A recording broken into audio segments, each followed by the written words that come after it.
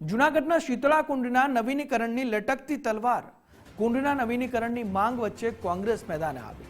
પ્રતિક ઉપવાસ પર બેઠેલા સ્થાનિકો સાથે મુલાકાત કરી નવીનીકરણની વાતો કરી કામગીરી ન કરી હોવાના આક્ષેપ કરવામાં આવ્યા. ધારાસભ્ય સંજય કોરડિયા સામે આક્ષેપ કરવામાં આવ્યા છે. ધારાસભ્યનો ખ્યાલ હતો કે ગ્રાન્ટ નિયમ મુજબ આપી ન શકાય. 50 લાખ રૂપિયાની ગ્રાન્ટ આપી હોવાની એમએલએ વાત કરી. પ્રસિદ્ધ શીતળા કુંડની ગરિમા જાળવવા સ્થાનિકોએ માંગ.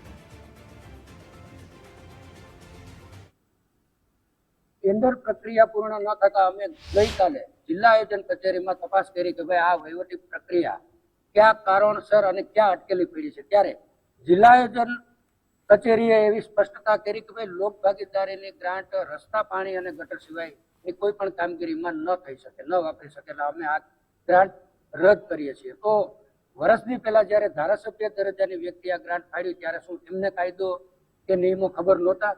આજે ધારાસભ્યશ્રીએ 3 વર્ષની એમની કામગીરીની પત્રિકા જ્યારે બહાર પાડી એમાં પણ એમણે લખેલું કે શીતળા કુંડમાં પોતા દ્વારા 50 લાખ રૂપિયા ગ્રાન્ટ ફાળવેલી અને કામગીરી શરૂ થઈ. હાલ કામગીરી પ્રગતિમાં છે. આપ જોઈ શકો છો કે રિનોવેશનના નામે અહીંયા પથ્થર પણ નથી. અને પલ્લવીબેને અમને એમ કીધું હતું કે ભાઈ તમારું જે મંદિર ઉપર પાણી પડે એ અમને 3 દિવસની અંદર અમે પરિપૂર્ણ કરશું. પણ 3 દિવસને બદલે અમારો 7મો દિવસ અમે ઉપવાસ ઉપર ઉતરી ગયા. પછી આજ ઉપવાસનો અમારો 7મો દિવસ આવેલ છે.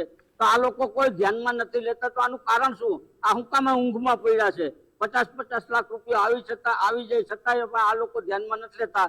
તો આ લોકોની ગણતરી શું છે? છડે આમ કહી દો અમને કે અમારાથી નથી થઈ શકે એમ. તો આના માટે અમે બીજી જોગવાઈ કરીએ, અમે ફાળા કરશું. અમે નગરપાલિકાની અંદર પણ ઢોર નગારા લઈને તમારે ફાળો કરવા આવશું. તો આના માટે તમે યોગ્ય પગલા તાત્કાલિક નહીં થાય તો અમારા આગળ પગલા અમારે શું ભરવા એ અમે વિચારશું.